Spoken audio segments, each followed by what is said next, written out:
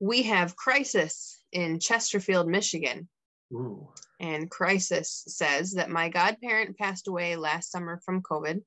I have always taken care of them, even though they had a son who lives out of state and who has never been of any help.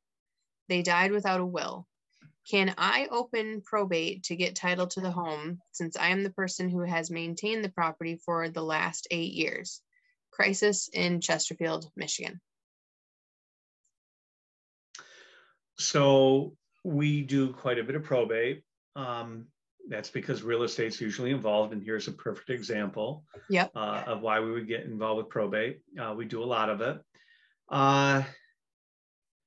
So there are a couple of things that this individual said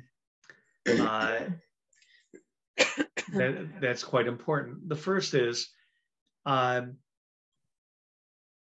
they've already said that there's a child of, that's out there, and that the godparent is not a blood relation. Okay, so that godparent passed away without a will. Now, this individual who asked the question can still request to open a probate if the estranged son, the estranged son fails to open the probate. Okay, he can open it, not the son, this individual who asked the question, they can open the probate as a creditor of the estate if nobody else is going to open it. But that's all this individual will ever be, is a creditor. They'll never get, unless the estranged son agrees to give title at some point. Mm-hmm. The estranged son is under Michigan law, Michigan probate and testate law. It's the estranged son that's going to have the rights to this property.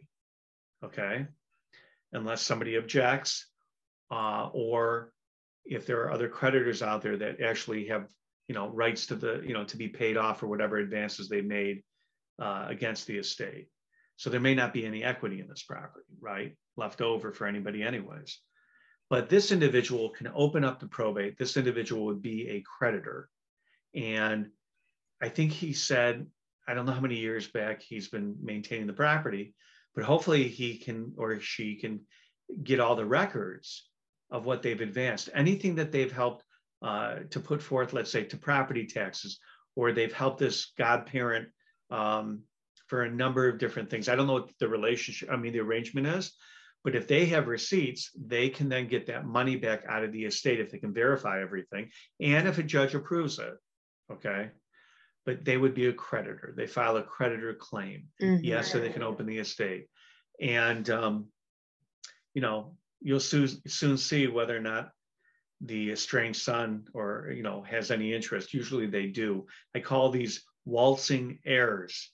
They've done nothing for their parent or loved one for years, but all of a sudden when the parent or loved one has died, they show up out of nowhere after years. They waltz right into the courtroom and they say, I'm the rightful heir to this property.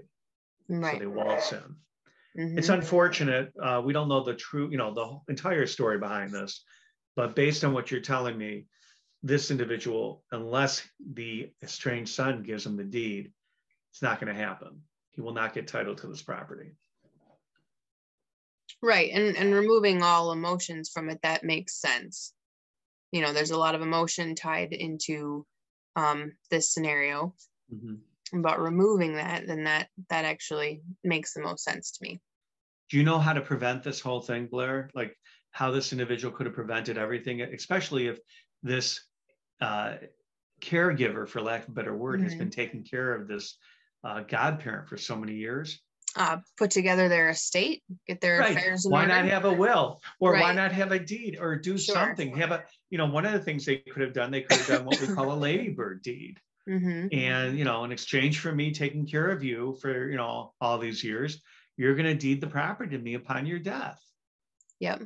How simple is that? And by the way, that deed is like a $300 review of title, and then you do the deed. Now this is going to cost thousands of dollars to go to probate. No, that's shows you the difference, right? Yep. No, absolutely.